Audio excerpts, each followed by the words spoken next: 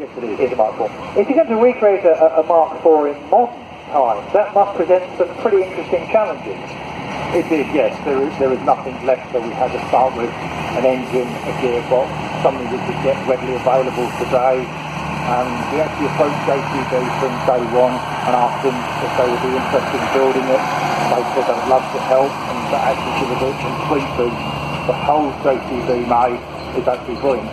Yeah, and I guess from all of the contractors that got involved, it was kind of the Guy Martin Stroke TV Association that gave them valuable exposure. So you got a great deal, as it were, in terms of health and production, where it might have been more difficult to do it without that association.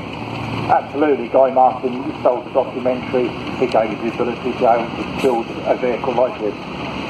So what sort of, I mean, were there skills that sort of had to be relearned, as it were, as you went along?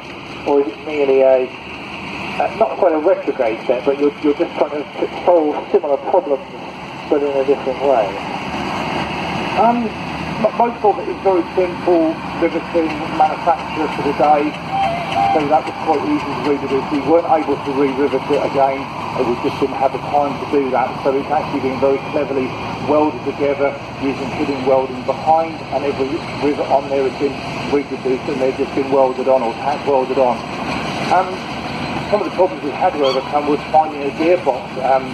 So we actually selected an agricultural gearbox which was very similar to what they used originally, and we've chain driven from the gearbox to the rear axle, because if you look at the actual tank, the horns are longer than what the tank is, so there's no way you could put a live axle in the back of the vehicle. So we've actually used chains to drive it, like the original one was. There's no one in England that made the chains. We had to go to America to get chains heavy enough to actually be able to drive it. Yeah, I guess they have a history with giant machinery, so I suppose that they kind of look at this idea as almost being a little pocket project.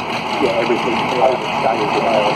It's interesting that it took us so long as a time to come up with a track vehicle of that sort, given that the British Army was already using the whole tractor, which was already a track vehicle, to haul around the ancient houses. You can see a whole tractor around the place today. There are very, very few of those now, so it's a real treat to see one of those. And then they'll be going into the ring, or not, at some stage. It has done in the past. We might be able to get it out again at some point in the future, but you'd have thought a track vehicle would have been a screamingly obvious solution from the word go, but it took time to reach that. Wire down, and also able to actually cross the trenches. Yeah, because as it falls forward, then the tracks at the top of the rhomboid and the forward will actually engage with the far side of the German trench and haul it across. The sponsons at the side, which carry the armament, either machine guns or 6 or 3 pounder guns, they have to be on the side, because as you're crossing the German trenches, you want to be firing down either side into those German trenches and dealing with opposition. So having a turret on the top would be a complete waste of time for the task for which it's intended. I've never seen no drawings, but apparently they did play around with a turret originally, but found that they couldn't actually fire into the trenches, that they couldn't get enough depression on the gun to actually be able to do that. Exactly. So the sponsons on the sides were selected for one of that reason. Yeah. Back in those days, mechanical reliability was, for any internal combustion engine, quite a problem. I guess for Deborah 2 you used something rather more modern and reliable. Yes and no. Actually, part of the TV documentary, they wanted to reproduce it using some of the original stuff. So we actually had to use a petrol engine, we've had to use a mechanical gearbox and drive, unlike Warhorse, which is the pilot, which is using modern hydraulic technology. Yeah. So we've had to overcome problems ourselves in actually building it. And unlike the original, it doesn't fare very well. Now, I remember that from the documentary, going in a straight line, surprisingly, turns out to be quite a challenge. Straight line's fine. We can go in a straight line for mile upon mile. It's turning her and it's engaging and able to actually stop. Reconfigure the gearbox, make the turn, go forward, reconfigure it back the other way. That all makes the tank surprisingly vulnerable. We would tend to think as a modern audience that the tank will just roll over through anything and it's pretty much invulnerable. That's far from the case. Yeah, they were quite complicated. The command had to bring the vehicle to a stationary. They had to disengage one of the tracks. They then had to apply a differential lock to get the drive to go to the other track that's still being driven. I think you're a sitting duck in that moment. Absolutely, a city does doing the artillery and machine gun fire. Machine gun bullets wouldn't go through the tank, but through the psychopractic with splatter, which is small fragments of steel that was being chipped off the inside of the tank as the bullets were hitting the outside. And it's as if it wasn't bad enough being under fire from the enemy. Just operating a tank is also not great for your health at all, was it? It wasn't. You were breathing carbon dioxide poison from the exhaust gases, the engine sitting at 50 degrees, you were slowly being cooked. It's not a comfortable place to be at all. Yeah, obviously our respect for tank operators then and now increases every time we learn something like that. But speaking from personal experience, what's it actually like as a vehicle to get out there and manoeuvre it around and actually find out firsthand what it was like? It's a nightmare. It's slow, it does 4 miles an hour maximum. It goes over a pebble, it feels like it's gone over a foot a pound.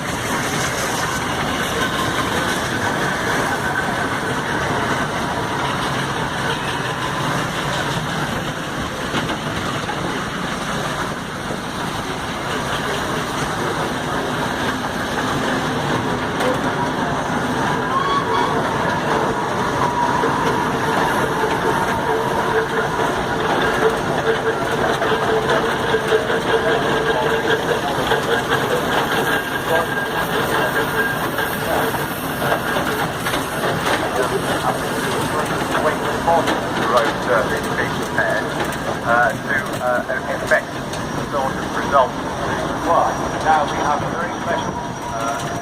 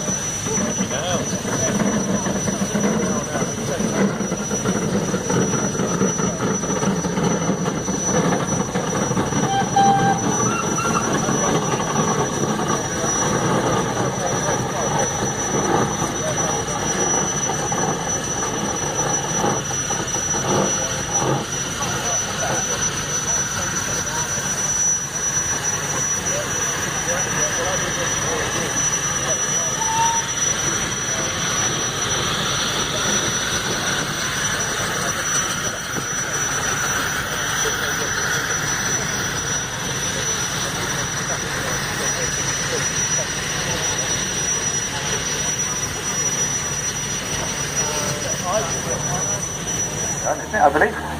Yes, Anders? It is a replica howitzer they built down there, isn't it? That's firing. Yes. Oh no. So That's only got a wooden barrel. I think they're 18-pounders. Standard First War Army gun, but you'll need to ask the guru. But he's gone for a ride on the Avery. Oh, what a pity. Yeah, but it's a fantastic display down there, and unfortunately this will be possibly the last year you'll ever see it here, because it's being dismembered and the trenches filled in and everything after this year's show. So, out of there then, these engines, what's your favourite? Or shouldn't I have asked you that at this stage? Oh, not whilst I was blowing my nose. Well, yes, what's my favourite? Well, my old favourite is Princess Marina, of course, because I spent a fair bit of time on that. The Showman's engine is wandering around somewhere. I've lost it.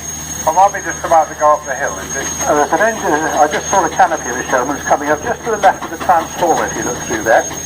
I think it was a in amongst the dust cloud. My word. Oh no, it's not. It's on this, I sorry, I mistook it for one on the front of Annalise Load.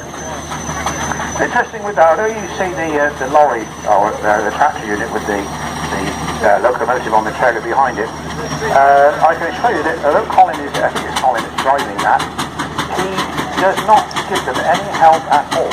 The engine has to be kept running because he has to make sure he's got access to his air brakes, and that's the only reason the engine is running.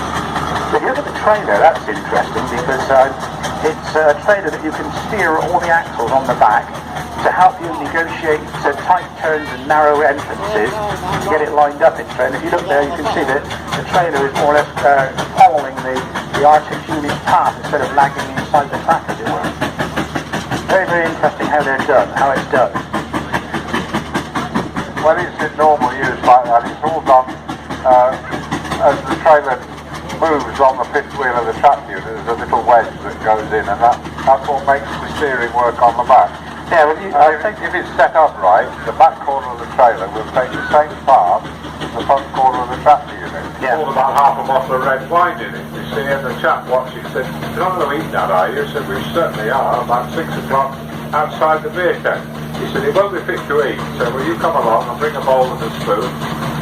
And he duly turned up and we gave him a bowl of stew, and he said it was the best stew he'd had in years. Slow cooking, see, they're ideal for the job. There's more than one dinner being cooked out there at this very moment, Andrew. Oh yes, I'm sure there is. Yeah, but Andrew, it doesn't have regular glass 5 or something. You've got to adjust your driving to control the temperature. Well, yes, you see, the firing engines have a relatively soft start, the compound, so it is very much of a slow cooker style operation. Now, on the other hand, the single cylinder firing engine has got a very fierce blast. I was driving Margaret, the old single flower, on one occasion, and I threw all the jacket potatoes out. It's come out like cannon, particularly severe pull. I thought, what the hell's coming out of the chimney? And young Richard came over, he said, "You've just blown all the jacket potatoes away." So it was friends straight for dinner that day, was it, Andrew? No, they were retrieved and suitably dressed now and put back in. I think that we can probably talk about the 3 road locomotives now hauling the Haulage M8N with the railway locomotive on it. At the very front, as the front tracing engine, we have the big B6 Fowler Atlas down from Scotland, where it's now based outside Aberdeen. Then we've got the 6-horse Burrell road loco, His Majesty. That's one of the team that comes up with the Searles from Horsham. We've then got their flagship engine, if you like, the enormous McLaren, the most powerful road locomotive on the field. This is focused here. That's the load engine, so to speak, attached to the load, which in this case is the front drawbar of the MAN 4-axle heavy haulage tractor. Did Colin tell us what the all-up weight of the combination is this time? No, I would think it's about 100 tonne actually, because the loco will be 50-55 tonne empty, won't it? And I would expect it to be well over 40 tonne empty anyway. So if we've actually got a similar all-up weight to that, the combination with the big 200 tonne trailer and the 4 road locomotives and the Diamond T that was operating earlier, around about 160 tonnes, 150 to 160 tonnes all up, I should think.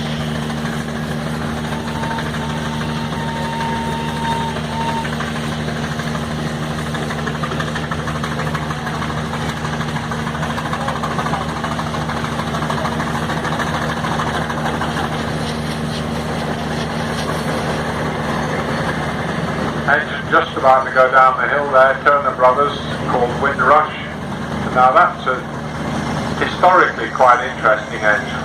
A number of those were built by Fowlers as what were described as haulage and